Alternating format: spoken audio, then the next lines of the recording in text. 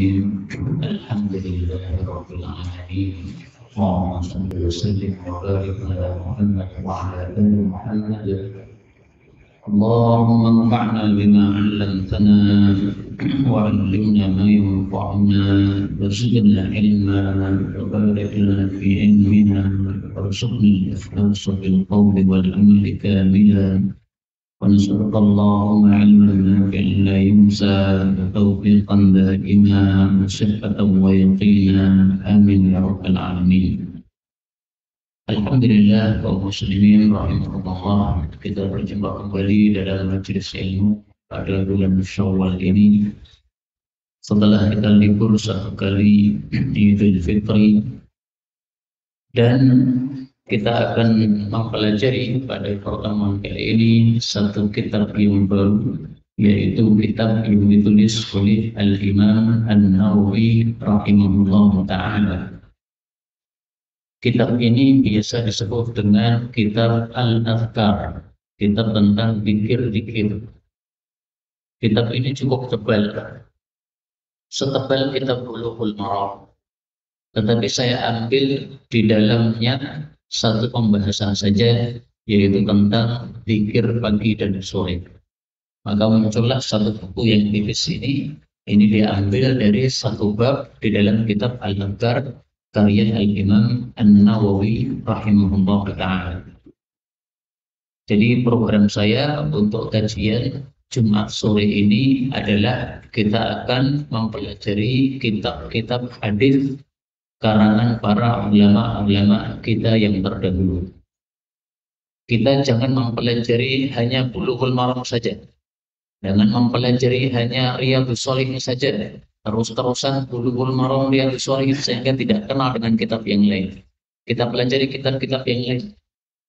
Ada kitab Sahih Bukhari, ada kitab Sunan Tirmidzi, ada kitab Sunan Abu Dawud, ada kitab Al-Adhkar, ada kitab Muntaqal Akhbar. Banyak kitab hadis yang perlu untuk kita pelajari dan kita kenal dengannya. Tapi kalau kita pelajari seluruh kitab tersebut dari awal sampai akhirnya tidak akan selesai dalam waktu yang cepat, maka kita ambil sebagian-sebagian dari kitab-kitab yang ada. Nah, inilah yang akan kita pelajari pada pertemuan kali ini dan beberapa pertemuan berikutnya. Dan bagi yang belum mengambil kitabnya, silahkan diambil dulu ya.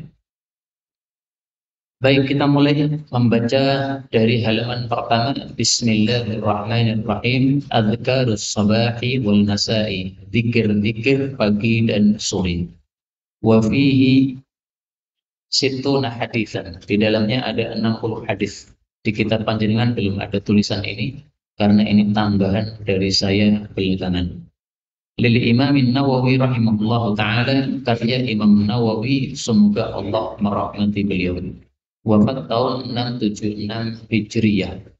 I'tana bihi, memperhatikan kitab ini, Markazul Hadis Syarif, markas hadis yang mulia di Solo, Indonesia, di Solo, Indonesia.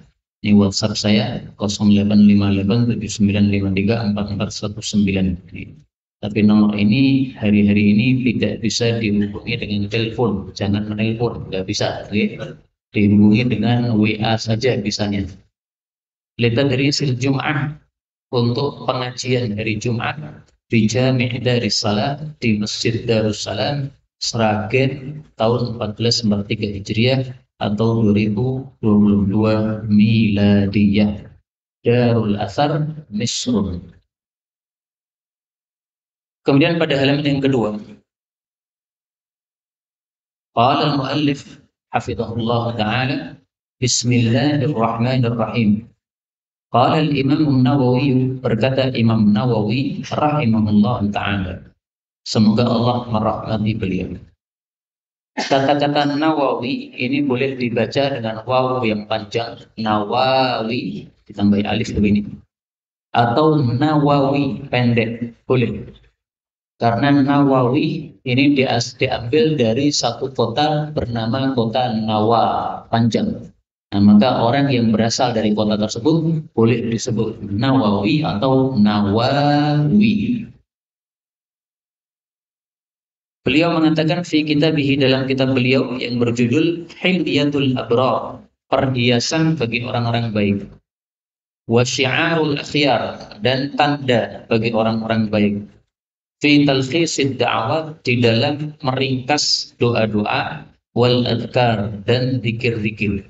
Ini judul kitabnya secara panjang lebar.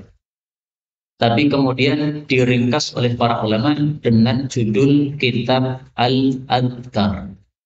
Seperti kitab Sahih Bukhari, itu judulnya panjang. As-Sahihul Musnadul Mukhtasar min aqwali Rasulillah wa sunanihi wa ayyamihi. Ada 6 kata, tapi diringkas menjadi Sahih Bukhari. Nah, demikian juga kitab Adhkar, ini judul asalnya Hilyatul Abrar wa Syi'arul Akhyar fi Talkhisid Da'awat wal Adhkar. Wa huwa, dan dia itu kitabun, satu kitab muhimun, yang penting. Hatta, sehingga naqala, menukil, Syekhuna, guru kami, Muhammad Maftuhin Saleh An-Nadwiyyu rahimahullahu ta'ala. Ini guru kami dari Lamongan, sudah wafat. Temannya Ustaz Mudzakkir hafizahullah ta'ala, seorang ahli bahasa. Beliau menukil qaula, perkataan, ba'dihim, sebagian mereka, yaitu sebagian ulama. Apa kata ulama? Bi'idar, jualah rumah, washtaril adhkar, dan belilah kitab Al-Adhkar karya Imam Nawawi rahimahullah. Jadi saking pentingnya kitab Adhkar ini, oleh sebagian para ulama, kita disuruh jual rumah kita kalau kita belum punya kitab Adhkar. Dijual rumah untuk apa? Supaya kita punya duit, dengan duit itu kita bisa beli kitab Adhkar. Nah, zaman dulu mungkin kitab mahal, nah, sekarang kita murah-murah. Satu kitab 50.000 sudah dapat. Kalau sekarang mungkin naik ya 70-80.000. Dan kitab Adhkar ini termasuk kitab yang sangat terkenal sehingga sudah diterjemahkan di Indonesia. Maka bagi yang tidak bisa bahasa Arab bisa membeli kitab terjemahan Al-Adhkar. Tapi memang sengaja di sini saya sampaikan kepada panjenengan kitab yang masih huruf Arab supaya panjenengan terbiasa dengan bahasa Arab. Lama-lama nanti bisa dengan bahasa Arab. Beliau mengatakan babul hasi, bab hasunan ala dzikrillah ta'ala, untuk zikir kepada Allah ta'ala ba'da salat subuh, setelah salat subuh.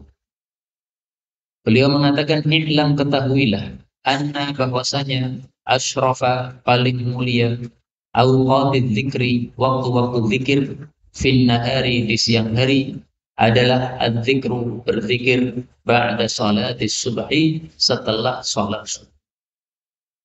Kaum muslimin rahimani wa rahimakumullah, satu hari 24 jam itu dibagi dua, ada siang, ada malam.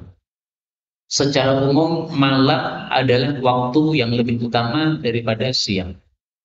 Kenapa? Karena malam disitulah ada Lailatul Qadar.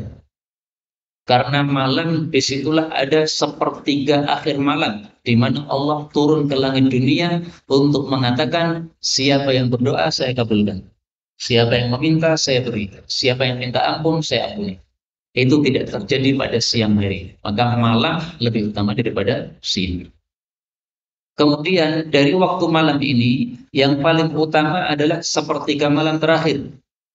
Adapun waktu siang sebaliknya, yang paling utama adalah bagian awalnya, yaitu ba'da subuh. Siang itu mulainya dari terbit fajar sampai dengan tenggelam matahari, itu siang. Paling utamanya adalah setelah subuh sampai terbit matahari. Adapun malam mulainya adalah maghrib sampai terbit fajar. Yang paling utamanya adalah sepertiga malam terakhir sampai terbit fajar. Nah, maka di sini beliau mengatakan waktu yang paling utama untuk zikir di siang hari itu adalah ba'da subuh. Apa dalilnya? Dalilnya sabda Nabi Sallallahu Alaihi Wasallam, tidak ada dalam kitab ini, tapi saya tampilkan di layar. Rasul Sallallahu Alaihi Wasallam bersabda, Allahumma ya Allah, barik li ummati, berkahilah untuk umatku, fi bukuriha, pada waktu bukurnya. Hadis riwayat Imam 4 sahih.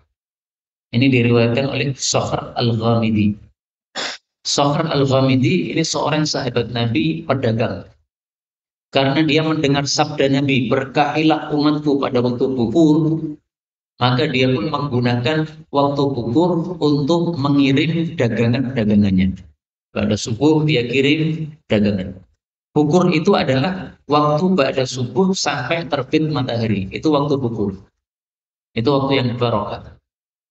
Ya sekarang berarti sekitar jam 4:30 sampai dengan jam 6 kurang seperempat. Itu waktu bubur. Itu waktu yang berkah. Karena itu tidak sepantasnya waktu bubur ini digunakan untuk tidur. Karena ini adalah waktu yang berkah. Kalau kita tidur berarti kita tinggalkan keberkahan dari Allah Subhanahu wa taala. Ini tidak sepantasnya. Maka terakhir saya ketemu dengan guru kami Ustaz Mudzakir hafizahullah taala.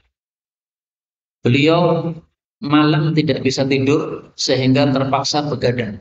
Bukan sakit, ya agak sakit. Nah, tapi pada pagi harinya ketika kami berjumpa dengan beliau, itu beliau paksakan untuk tetap tidak tidur nunggu sampai terbit matahari. Masya Allah. Padahal malamnya sudah begadang, nggak bisa tidur karena kurang sehat badannya. Tapi pada subuh masih dilawan ngantuknya tadi, nunggu sampai jam 6. Toh masih bisa tidur nanti pada jam 6. Nah, ini sesuatu yang baik karena mempergunakan waktu bubur yang sangat barokah. Nah, karena waktu bubur ini adalah waktu yang paling barokah, maka hendaklah digunakan untuk amal yang paling baik, yaitu apa? Zikir kepada Allah Subhanahu wa taala. Karena itu prakteknya bagaimana? Hadis nomor 1 atau hadis nomor 422 ya, 421 ya. 421 ini penomoran dalam kitab Al-Adhkar. Adapun hadis nomor 1 ini belum ada di situ, silakan nanti menomori sendiri. Oke. Ini karena munculnya dari saya baru saja. Hadis nomor 1 atau 421, rawaina, kami telah meriwayatkan. Boleh juga dibaca ruwina, kami diberi riwayat. An Anasin, dari Anas bin Malik radhiyallahu anhu. Fi kitab Tirmidzi, dalam kitab Sunan Tirmidzi nomor 586, wa ghairihi, dan yang lainnya.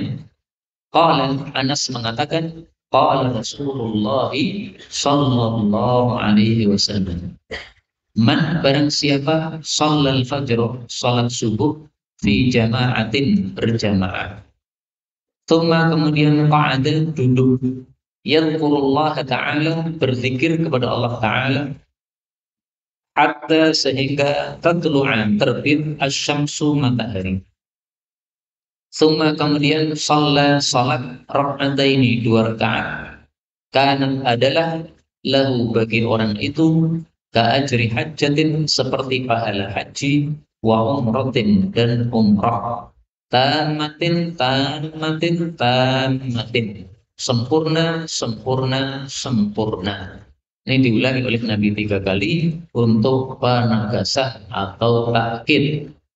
Qala Tirmidzi, berkata Imam Tirmidzi, haditsun hasan. Ini adalah hadis yang hasan. Jadi prakteknya supaya waktu ba'da subuh berkah bagaimana? Prakteknya adalah setelah subuh gunakan untuk zikir. Paling bagus di mana? Di masjid. Makanya di sini Nabi mengatakan siapa sholat subuh berjamaah, yaitu di masjid, lalu duduk di mana? Ya di masjid. Nah, maka kebiasaan Nabi adalah beliau setelah subuh tidak langsung pulang ke rumah.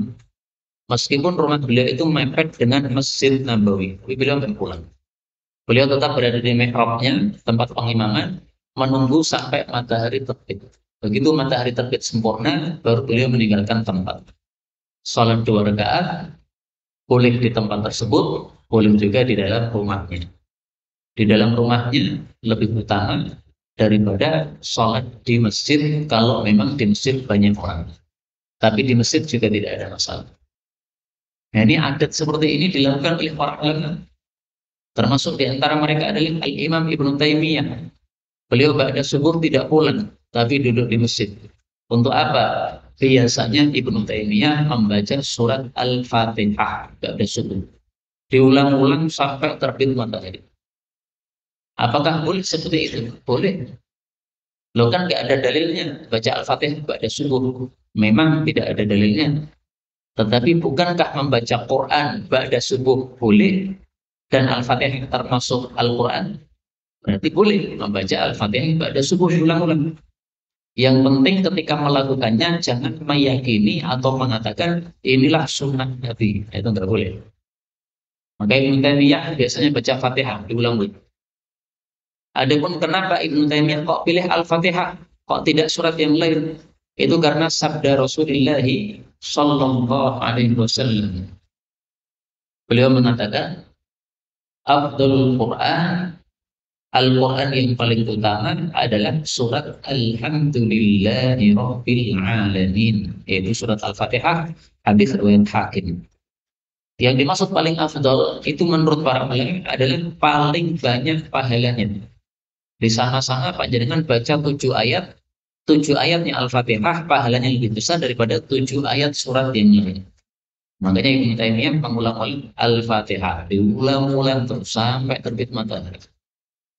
Muridnya yang bernama Ibnu Qayyim bertanya, kenapa wahai Imam engkau melakukan seperti ini? Beliau mengatakan, ini adalah sarapan pagi.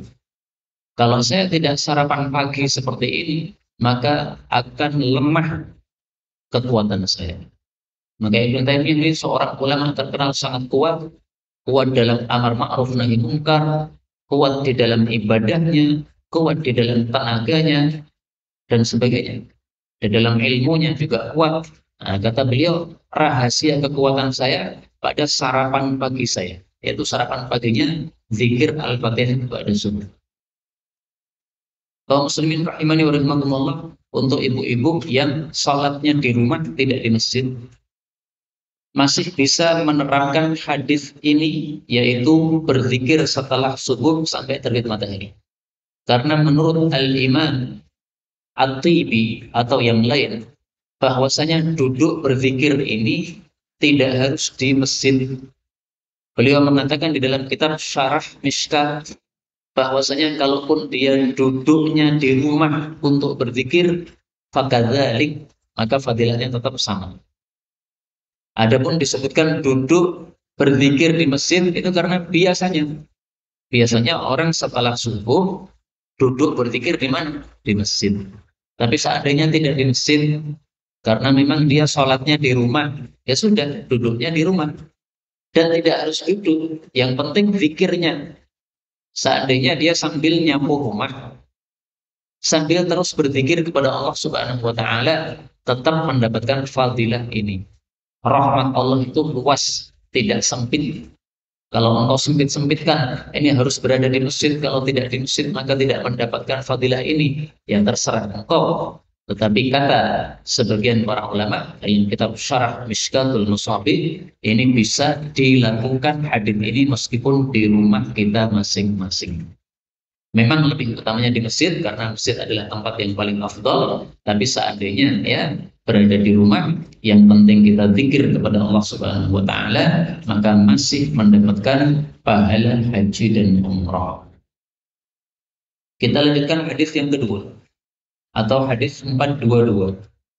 Warwina atau warwaina fi kitab Tirmidzi nomor 3470 wa ghairihi an Abi Dzar radhiyallahu anhu anna Rasulullah sallallahu alaihi wasallam qala man qala, barang siapa yang mengatakan fi duburi, di belakang salat subhi, salat subuh, maksudnya selesai salat subuh, wa huwa, dalam keadaan tanin, melipat rijlaihi, kedua kakinya, maksudnya masih dalam posisi duduk at-tahiyat atau duduk tasyahud, qabla ayyatakallam, sebelum dia berkata-kata. Apa yang dibaca? La ilaha illallah wahdahu la syarika lah, lahul mulku wa lahul hamdu yuhyi wa yumiitu wa huwa ala kulli syai'in qadir. Ini dibacanya asyra marratin, 10 kali. kutiba lahu maka dicatat untuknya asyru hasanatin 10 pahala. Wa muhya dan dihapuskan anhu darinya asyru sayyiatin 10 dosa. Wa rufi'a lahu dan diangkat untuknya asyru darajatin 10 derajat. Wa kana dan adalah yaumahu pada harinya itu zalika itu fi hirzin di dalam penjagaan min kulli makruhin dari setiap perkara yang tidak disukai. Wa hurisa dan dia dijaga minasyaitani dari setan. Boleh juga dibaca wa harosin dan dalam penjagaan minasyaitani dari setan. Walam yambaghi dan tidak mungkin lidzanbin untuk suatu dosa ayyudrikahu untuk membinasakan dia fi dzalikal yaumi pada hari tersebut illa syirka billah kecuali dosa syirik kepada Allah Subhanahu wa taala. Qala Tirmidzi berkata Imam Tirmidzi, hadza haditsun hasan. Ini adalah hadis yang hasan. Wa fi ba'dhin nusakh dan pada sebagian naskah yaitu naskahnya Sunan Tirmidzi sahihun, ini hadis sahih.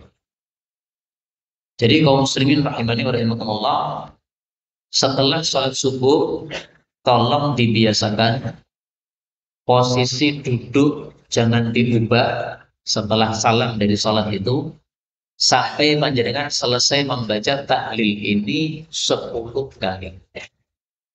Karena kalau kita melakukan hal tersebut maka kita mendapatkan 6 fadilah langsung. 6 fadilah apa saja? Dapat 10 pahala, digugurkan 10 dosa, diangkat 10 derajat, dijaga dari segala yang tidak disukai, dijaga dari setan, dan tidak mungkin ada dosa yang membinasakan kita. Yang dimaksud membinasakan itu maksudnya menggugurkan seluruh amal kita. Kecuali kalau kita melakukan syirik, ya otomatis syirik itu menggugurkan seluruh amal kita. Karena itu sudah ketetapan dari Allah Subhanahu wa taala.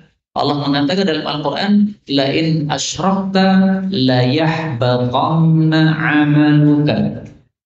Sungguh jika engkau syirik wahai Nabi Muhammad sallallahu alaihi wasallam, sungguh betul-betul akan binasa amalmu, akan hancur, akan gugur amalmu.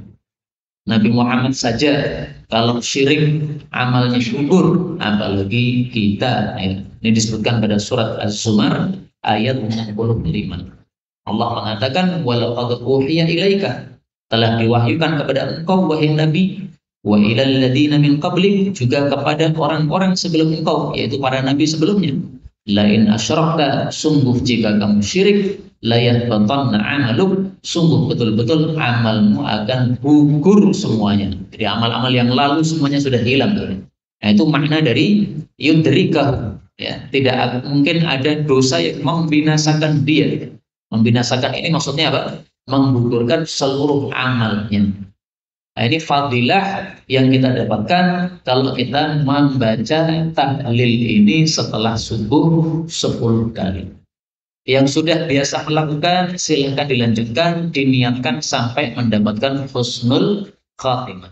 Yang belum melakukan, diniatkan mulai besok sholat subuh baca 10 kali ini dalam posisi duduk tahiyat akhir belum diubah. Maka supaya berkesan, mari kita baca 10 kali bersama. La ilaha illallah wahdahu la syarika lah, lahul mulku wa lahul hamdu yuhyi wa yumiit wa huwa ala kulli syai'in qadir. La ilaha illallah wahdahu la syarika lah, lahul mulku wa lahul hamdu yuhyi wa yumiit wa huwa ala kulli syai'in qadir. La ilaha illallah wahdahu la syarika lah, lahul mulku wa lahul hamdu yuhyi wa yumiit wa huwa ala kulli syai'in qadir. La ilaha illallah wahdahu la syarika lah, له الملك وله الحمد يحيي ويميت وهو على كل شيء قدير لا إله إلا الله وحده لا شريك له له الملك وله الحمد يحيي ويميت وهو على كل شيء قدير لا إله إلا الله وحده لا شريك له له الملك وله الحمد يحيي ويميت وهو على كل شيء قدير لا إله إلا الله وحده لا شريك له له الملك وله الحمد يحيي ويميت وهو على كل شيء قدير لا إله إلا الله وحده لا شريك له له الملك وله الحمد يحيي ويميت وهو على كل شيء قدير لا إله إلا الله وحده لا شريك له له الملك وله الحمد يحيي ويميت وهو على كل شيء قدير لا إله إلا الله وحده لا شريك له له الملك وله الحمد يحيي ويميت وهو على كل شيء قدير. Dibaca setelah salat apa? Subuh. Tapi dalam riwayat yang lain juga dibaca setelah maghrib. Insya Allah nanti ada di akhir kitab ini. Karena itu sebelum kita sampai akhir kitab, ya sudah langsung diamalkan saja ba'da subuh dan ba'da maghrib sama-sama 10 kali, sama-sama sebelum kita mengubah posisi duduk kita. Baik, kita lanjutkan hadis yang ketiga atau hadis 423. Warwina atau warwaina fi Sunan Abi Dawud nomor 5079 an Muslim bin al-Harith at-Tamimi as-Sahabi radhiyallahu anhu an Rasulillah sallallahu alaihi wasallam annahu, bahwasanya Nabi asarra membisikkan ilaihi kepada Muslim. Faqala, maka Nabi bersabda, idza apabila imsarafta, kamu selesai min dari salatil maghrib, salat maghrib. Di sini faqala ini mestinya faqul, ya diganti faqul, maka ucapkanlah Allahumma ajirni minan nar, ya Allah jagalah aku atau selamatkanlah aku dari neraka. Ini dibaca sab'a marratin 7 kali. Fa innaka, maka sesungguhnya engkau idza qulta, apabila engkau mengucapkan zalika, hal itu, tsumma mutta, kemudian kamu mati, min lailatika, di waktu malammu, kutiba laka, dicatat bagimu, jiwarun, keselamatan, minha, dari neraka. Wa idza shallaita subha, dan jika engkau salat subuh, faqul, maka ucapkanlah mithla dzalika, semisal kadzalika, seperti itu juga. Wa innaka, maka sesungguhnya engkau, in mutta, jika engkau mati, fi yaumika, pada harimu tersebut, kutiba lahu, dicatat untuk dia. Ini mestinya apa? Bukan kutiba lahu, kutiba laka, nah diganti aja. Kutiba laka, dicatat untuk kamu, jiwarun minha, keselamatan dari neraka. Hadis ini saya jujur derajatnya dhaif. Panjenengan tulis sendiri ya, derajatnya apa? Dhaif. Tapi sudah sering saya ulang-ulang, yang namanya hadis dhaif, kalau bicara tentang fadilah amal seperti ini boleh diamalkan dengan memenuhi 3 syarat. Syarat yang pertama, kedhaifannya tidak dahsyat, dan ini memenuhi syarat tersebut. Syarat yang kedua, bahwasanya amalan yang disebutkan sudah terpayungi oleh dalil umum yang sahih. Dan ini juga termasuk karena ba'da maghrib kita zikir apapun itu diajarkan oleh Nabi SAW. Nabi setelah maghrib juga berzikir. Nah, ini doa setelah maghrib, jadi nggak ada masalah diamalkan. Sudah terpayungi oleh dalil umum. Yang ketiga, syarat yang ketiga, ketika melakukan jangan meyakini sebagai sunnah baginda Rasulullah Sallallahu Alaihi Wasallam. Karena itu silahkan kalau ada yang mengamalkan hadis ini. Kita baca doa ini 7 kali setelah maghrib. Baik, kita baca. Allahumma ajirni minan nar, Allahumma ajirni minan nar, Allahumma ajirni minan nar, Allahumma ajirni minan nar, Allahumma ajirni minan nar, Allahumma ajirni minan nar, Allahumma ajirni minan nar. Adapun yang hadisnya sahih dan itu menguatkan pengamalan hadis ini adalah sabda Nabi Shallallahu Alaihi Wasallam.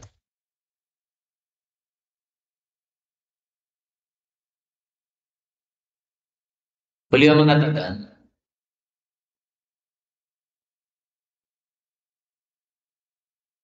barang siapa yang berlindung kepada Allah dari neraka sebanyak 3 kali,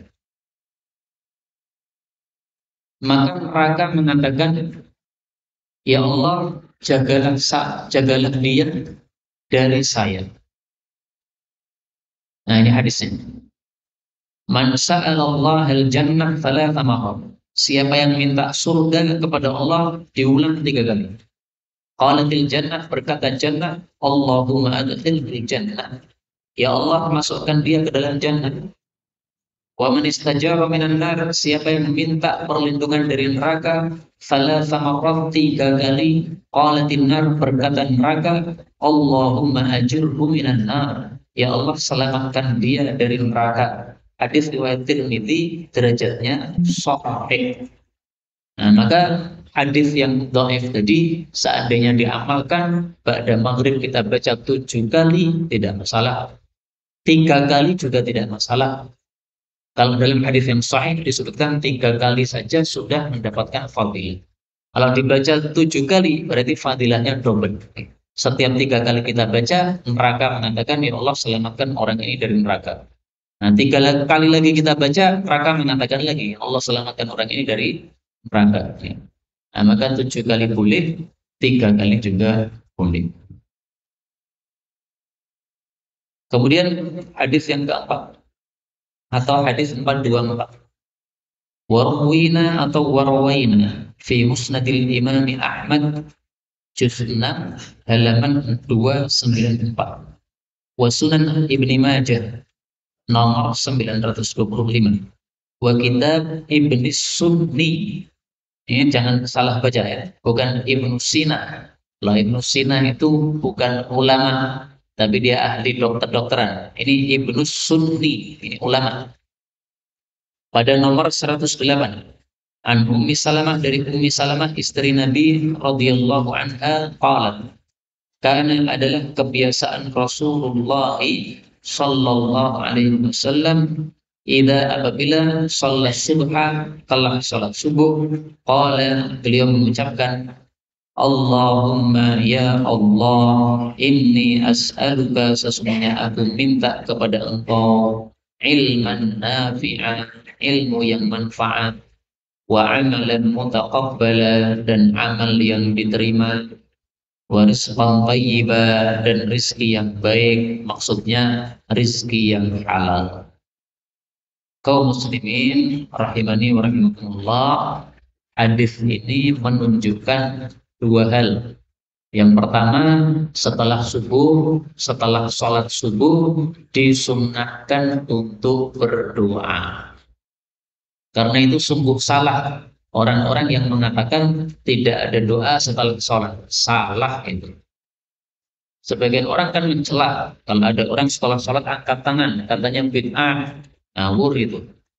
Mayoritas para ulama mengatakan boleh mengangkat tangan pada waktu doa meskipun doanya setelah sholat.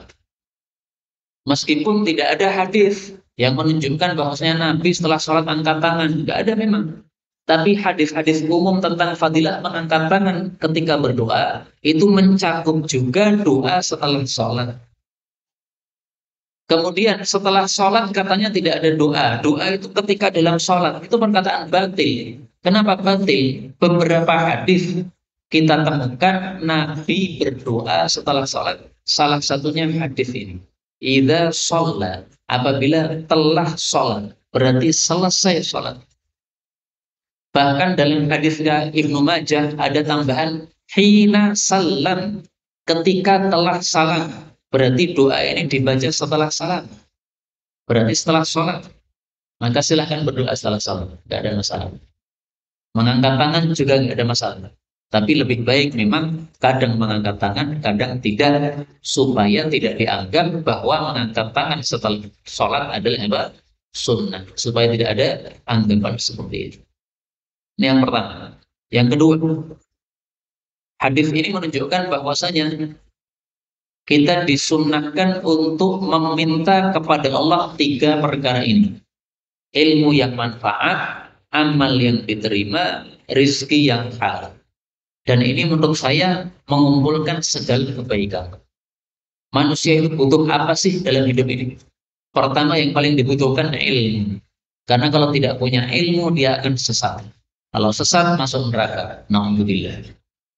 Kedua yang dibutuhkan adalah amal diterima. Karena kalau amalnya diterima masuk surga. Kalau amal tidak diterima, na'udzubillah, masuk neraka. Seperti orang-orang munafik. Orang-orang munafik juga beramal, tapi amalnya tidak diterima oleh Allah. Maka Allah mengatakan innal munafiqina fit darqil asfali minan nar. Orang-orang munafik pada lapisan terendah dari neraka. Kenapa? Amalnya tidak diterima. Yang ketiga, kita butuh rizki. Namanya manusia hidup perlu rizki. Orang hidup tidak makan ya mati, perlu rizki. Rizki ini mencakup makan, pakaian, tempat tinggal, bahkan juga mencakup akhlak yang mulia dan sebagaimana, dan semuanya. Karena rizki itu artinya pemberian. Maka apapun pemberian dari Allah disebut apa? Rizki. Ilmu itu juga rizki, karena ilmu pemberian dari Allah. Makanan juga rizki, karena rizki itu, makanan itu pemberian dari Allah. Nah, maka doa ini bisa disebut sebagai doa sapu jagat, ya, karena mencakup segala kebaikan yang dibutuhkan oleh manusia. Kemudian dari hadis ini kita ambil pelajaran bahwasanya ada doa-doa yang dibaca oleh Nabi yang tidak diketahui kecuali oleh istri-istri Nabi SAW. Contohnya doa ini yang meriwayatkan adalah Ummu Salamah. Nah, kalau kita cari ternyata tidak ada satupun sahabat Nabi yang meriwayatkan hadis ini selain Ummu Salamah, berarti yang mengetahui adatnya Nabi ini hanya Ummu Salamah. Dan itu masuk akal. Masuk akalnya gimana? Karena kadang-kadang amalan Nabi SAW tidak ditampakkan oleh beliau. Beliau melakukannya, misalnya doa yang tidak dikeraskan. Tapi kemudian ditanya oleh istrinya, ya Rasulullah, Anda baca apa? Oh, seperti membaca sesuatu. Nah, disampaikan oleh Nabi. Nah, barusan tahu. Kemudian dari sini juga kita ambil pelajaran bahwa ilmu itu ada yang manfaat, ada yang tidak. Makanya kita minta ilman nafi'ah. Ilmu yang manfaat. Ilmu yang manfaat itu yang bagaimana?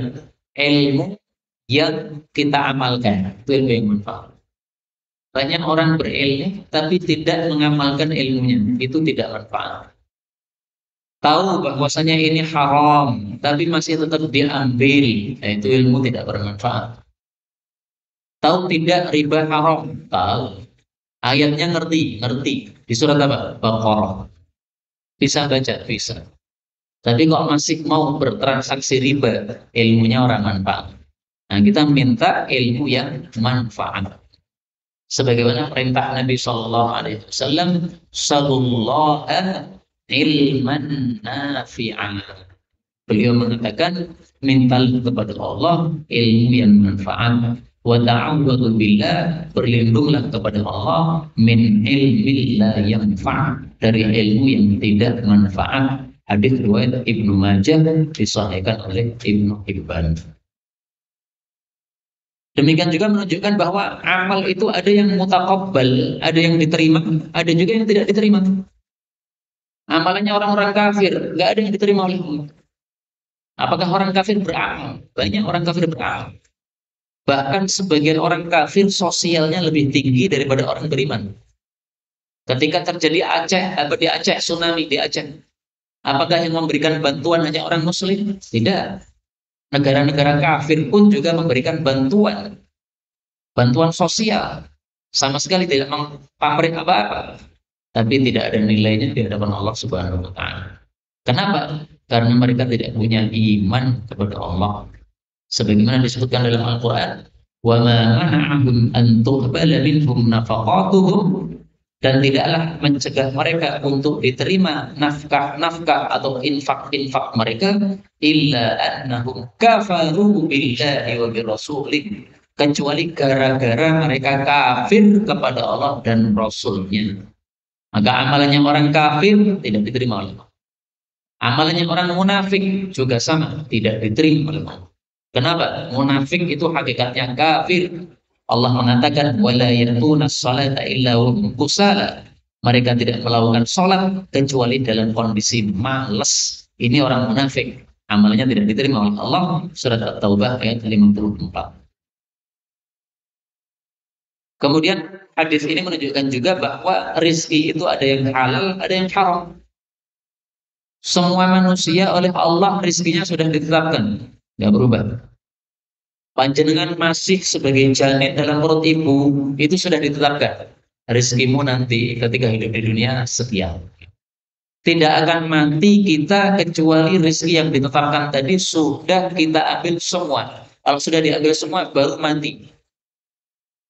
Seandainya terjadi kita mati padahal rezeki kita kurang 1 gelas, niscaya Allah akan hidupkan kita lagi untuk minum 1 gelas tadi, baru setelah itu akan mati lagi.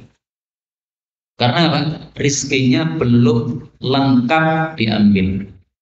Karena itu, kalau rezeki kita sudah ditetapkan oleh Allah, maka silahkan kita pilih sendiri-sendiri. Kamu mau ambil dengan cara yang haram atau kamu mau ambil dengan cara yang halal? Silahkan. Kalau mau ambil cara yang halal, masuk surga dapat ridha Allah. Kalau mau ambil dengan cara yang haram, masuk neraka dimurkai oleh Allah. Rizkinya tidak akan berubah. Silahkan dipikir masing-masing.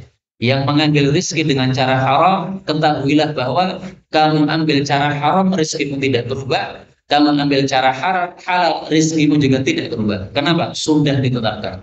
Bedanya, kalau diambil dengan cara haram, masuk neraka, diambil cara halal, masuk surga. Selesai masalah.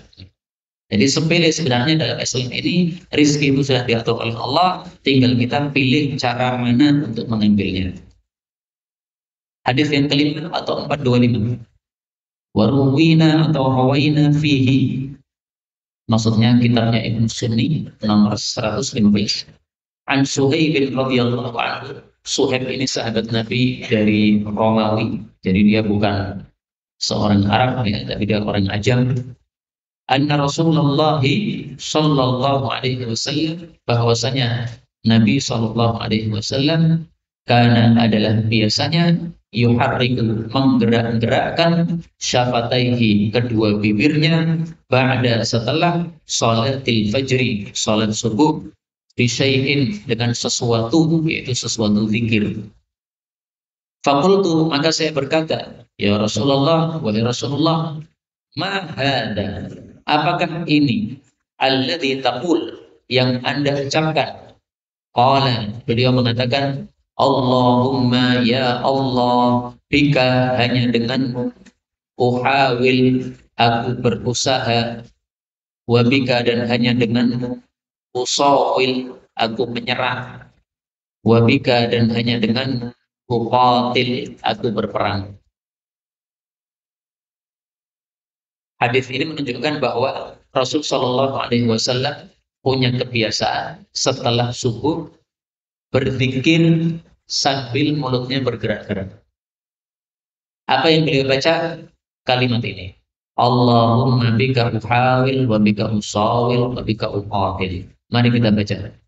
Allahumma bika uhawil wa bika usawil wa bika uqatil. 3 kali. Allahumma bika uhawil wa bika usawil wa bika uqatil. Allahumma bika uhawil wa bika usawil wa bika uqatil. Kenapa Nabi membaca doa ini? Ada sababul wurudnya. Tidak disebutkan dalam hadis ini, tapi disebutkan dalam riwayat yang lebih panjang. Bahwasanya Rasulullah setelah perang Hunain, perang Hunain itu tahun 8 Hijriah. Maka beliau setelah subuhnya itu selalu membaca wirid ini. Mulutnya bergerak-gerak. Padahal biasanya tidak membaca wirid ini. Maka para sahabat bertanya, ya Rasulullah, kenapa engkau baca wirid ini? Ada apa gerangan? Nah, dijawab oleh Nabi. Dulu ada seorang Nabi melihat umatnya yang sangat banyak, maka dia bangganya bukan main. Wah, umatku banyak. Maka karena bangga dengan melihat banyaknya umat tadi, oleh Allah diberikan ujian. Apa ujiannya? Allah mengatakan kepada Nabi ini, wahai Nabi, kamu sudah bangga terhadap umatmu jumlahnya yang banyak, maka kamu saya uji. Kamu pilih mana? Umatmu ada kalanya dia akan binasa karena diserang oleh musuh, atau ada kalanya mereka binasa karena mati kelaparan, atau ada kalanya mereka binasa karena ta'un. Ta'un itu adalah wabah penyakit. Maka akhirnya Nabi ini musyawarah kepada umatnya. Gimana? Kita diuji oleh Allah ini. Pilih mana? Maka mereka mengatakan, kalau mati karena kelaparan kami tidak mampu. Kalau kami mati karena musuh juga tidak mampu. Udahlah pilihan yang terakhir saja, yaitu mati karena wabah penyakit. Akhirnya dalam satu hari itu mati ribuan, banyak sekali. Nah, maka dengan sebab kejadian tadi, Nabi Muhammad SAW kemudian membaca doa ini supaya tidak takjub, tidak bangga ketika melihat umatnya yang banyak. Karena pada perang Hunain itu jumlah umat Islam banyak sekali. 2000 dari Madinah menuju ke Makkah untuk Fathu Makkah. Setelah itu orang-orang Makkah pada masuk Islam jumlahnya 10.000. 12.000 pasukan. Melihat jumlah yang sangat banyak seperti ini, Nabi khawatir kalau muncul bangga dalam hatinya, akhirnya akan diuji oleh Allah. Nah, makanya kemudian Nabi mengatakan, ya Allah, hanya denganmu aku ini berusaha, hanya denganmu aku menyerang. Artinya kalau tidak ada kekuatan dari Allah, nggak bisa menyerang saya ini. Hanya denganmu saya ini berperang. Kalau tidak ada kekuatan dari Allah, nggak bisa berperang. Meskipun jumlahnya pasukan 12.000, tidak bisa berperang. Kenapa? Karena kekuatan itu hakikatnya sumbernya dari Allah Subhanahu wa Ta'ala. Itu sababul wurud kenapa Nabi membaca doa ini. Nah, meskipun demikian, tetap saja ini sebagai sunnah Nabi, kita disunahkan membaca doa ini setelah sholat subuh. Allahumma bika uhawil. Dalam riwayat yang lain, ahulu. Boleh dibaca uhawil, boleh dibaca ahulu. Demikian juga usawil, boleh dibaca usawil, boleh dibaca asulu. Adapun yang ufatil tetap ufatil, ya, tidak diubah-ubah. Kemudian dari hadis ini kita ambil pelajaran bahwa boleh kita berzikir dengan yuharrik, menggerak-gerakkan bibir, nggak ada masalah. Termasuk juga orang yang sukanya wirid dengan biji tasbih. Zikir dengan menggerak-gerakkan biji tasbih gini, boleh nggak? Boleh, nggak ada masalah. Yang penting niatnya ditata. Jangan sampai niatnya supaya terkenal sebagai ahli zikir. Maka mulutnya digerak-gerakkan dengan niatan supaya orang-orang melihat bibir saya bergerak-gerak, saya ahli zikir. Kalau niatannya seperti itu, pahalanya 0, tidak ada nilainya di hadapan Allah. Kalau hati kita sudah ikhlas, tidak ada niatan apa-apa kecuali untuk Allah Subhanahu wa Ta'ala, maka kita pakai biji tasbih diputer-puter ini nggak apa-apa. Kita pakai mulut kita bergerak-gerak nggak ada masalah. Bahkan ada fadilahnya. Fadilahnya apa? Mari kita lihat. Rasul Shallallahu Alaihi Wasallam bersabda, Inna Allah Taala yaqul, sesungguhnya Allah Taala berkata, Ana ma'an abdi, saya akan menyertai hambaku, ma dzakarani, selama dia zikir kepadaku, wa taharrakat bi syafatah, dan kedua bibirnya bergerak-gerak mengingat saya. Hadis riwayat Ibnu Majah disahihkan oleh Imam Hakim. Baik, sudah 5 hadis kita baca, kita tutup dengan penjelasan beliau Imam Nawawi. Beliau mengatakan, wal ahadits, dan hadis-hadis bimakna semakna Ma dzakartu, apa yang sudah saya sebutkan, katsiratun, banyak. Jadi hadisnya tidak hanya ini. Wa sayati, dan akan datang, fil babil ati, pada bab yang akan datang, min bayani, penjelasan, al adkar, zikir-zikir, allati tuqalu, yang diucapkan, fi awwalin nahar, pada awal siang, maksudnya pagi hari. Ma taqiru, sesuatu yang menjadi sejuk, bihi, dengannya, al-uyun, mata-mata, maksudnya sesuatu yang menyejukkan mata atau menyenangkan hati, insyaallah taala, insyaallah taala. Waruwina atau warawina an Abi Muhammadin al-Baghawi fi Syarh Sunnah, di dalam kitab Syarh Sunnah jilid 3 halaman 222. Qala, Imam Baghawi mengatakan, qala Alqamah bin Qais, berkata Alqamah bin Qais, ini ulama tabi'in terkenal, Alqamah An-Nakhai bin Qais. Balaghana, telah sampai berita kepada kami, annal ardo, bahwasanya bumi itu, ta'ujju, berteriak atau histeris atau menjerit, ilallah ta'ala, kepada Allah ta'ala, min naumatil alim, dari sebab tidurnya ulama, ba'da salat subuh, setelah salat subuh, wallahu a'lam. Nah, ini tampaknya yang membuat guru kami Al-Ustaz Mudzakir hafizahullah tidak mau tidur setelah subuh meskipun malamnya sudah begadang. Tapi ya saya jujur, ini bukan hadis Nabi. Ini hanya perkataan Alqamah, seorang ulama tabi'i, yang dia mengatakan telah sampai berita kepada kami, berarti sanadnya tidak jelas. Sampai berita kepada engkau itu sumbernya dari mana? Tidak jelas. Nah, yang nggak jelas seperti ini tidak bisa dijadikan dalil. Tapi diceritakan nggak ada masalah. Ini seperti Israiliyat. Ini bisa jadi juga Alqamah mendapatkannya dari cerita-cerita Israiliyat. Bahwasanya di dalam kitab-kitab Israiliyat disebutkan bumi itu berteriak kepada Allah, ya Allah, di atas saya ini ada orang berilmu, tapi pada subuh malah turun ngiler. Orang pantas orang seperti ini. Nah, ini panjenengan yang tidak berilmu, jangan kemudian mengatakan, nah, aku tidak berilmu, berarti turu bar subuh rapopo. Tidak begitu. Itu maksudnya, orang yang berilmu lebih tercela tidur pada subuh daripada yang tidak berilmu.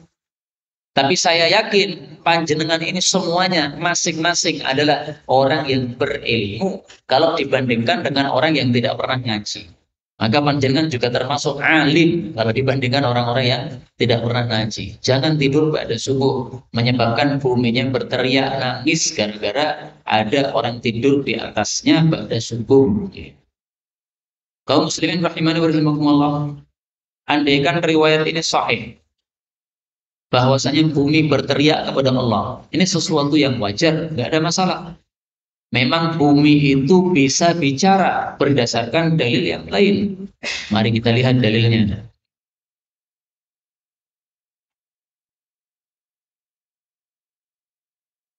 Rasulullah Shallallahu Alaihi Wasallam bersabda, "Yauma idzin tuhadditsu akhbaraha." Pada hari itu, pada hari kiamat, bumi akan menceritakan informasi-informasinya. Atadrun, apakah kalian tahu ma akhbaruha, apa sih informasi bumi? Fa inna akhbaruha, sesungguhnya informasi bumi, antashhada ala kulli abdin wa amatin, bahwa dia bersaksi pada setiap hamba laki-laki maupun perempuan, bima amila ala dhuhriha, dengan apapun yang sudah dia amalkan di atas bumi. Antakula, yaitu bumi mengatakan, amila kada wa kada, dia sudah mengamalkan begini begitu, fi yaumi kada wa kada, pada hari ini hari itu. Fahadihi akhbaruha, inilah kabar-kabar dari si bumi. Hadis riwayat Tirmidzi, disahihkan oleh Hakim. Nah, jadi bumi berkata atau berbicara itu sangat wajar, bisa. Allah mampu membuat manusia bicara, maka Allah sangat mampu membuat bumi bicara. Allah mampu membuat laut bicara. Apakah ada hadisnya laut bicara? Ada. Tapi memang juga dhaif. Ya, tapi kita kumpulkan. riwayat-riwayat yang semakna ini. Laisa min lailah, tidak ada satupun malam illa wal bahru yushrif, kecuali laut itu menongol fiha, pada malam tersebut, salasa marrat, 3 kali nongol. Untuk apa 3 kali nongol ini? Yasta'dzinullah ta'ala, si laut itu minta izin kepada Allah. Ya Allah, saya minta izin. Untuk apa? Ayyan tadhim alaikum, untuk menumpahkan airnya kepada manusia. Karena manusia ini banyak berbuat maksiat. Fayakufahullah, maka Allah pun menahan dia. Sudah, kamu tidur saja, gak usah entah. Karena hamba-hambaku yang maksiat itu masih hamba-hamba saya. Saya yang mengurusi mereka. Saya ampuni mereka. Karena mereka meskipun maksiat, nanti akan tobat. Maksiat akan tobat. Maksiat akan tobat. Maksiat tapi kemudian istighfar. Maksiat kemudian istighfar. Maksiat kemudian istighfar. Maka akan diterima tobatnya oleh Allah kalau memang istighfarnya betul-betul tobat, bukan untuk main-main. Ini hadis riwayat Ahmad, derajatnya memang apa? Dhaif. Tapi dari hadis-hadis yang ada ini kita kumpulkan bahwasanya memang makhluk-makhluk Allah ini bisa berbicara karena Allah maha mampu terhadap segala sesuatu, mampu untuk membuat makhluk-makhluknya bisa bicara. Inilah kaum muslimin yang dapat kita pelajari pada pertemuan kali ini. Ringkasnya adalah bahwa waktu ba'da subuh adalah waktu yang sangat utama untuk kita berzikir kepada Allah. Karena waktu tersebut waktu yang barokah, maka jangan disia-siakan. Zikirlah kepada Allah ba'da subuh sampai terbit matahari. Setelah itu sholat duhalah, maka Allah akan memberikan kepada panjenengan pahala haji dan umrah yang sempurna. Insya Allah halaman berikutnya, halaman keempat, bab baru, bab tentang zikir ketika pagi dan sore akan kita baca pada pertemuan yang akan datang. Benarnya dari Allah Ta'ala, kalau ada salahnya, fa astaghfirullahaladzim li wa lakum, walhamdulillahi rabbil alamin.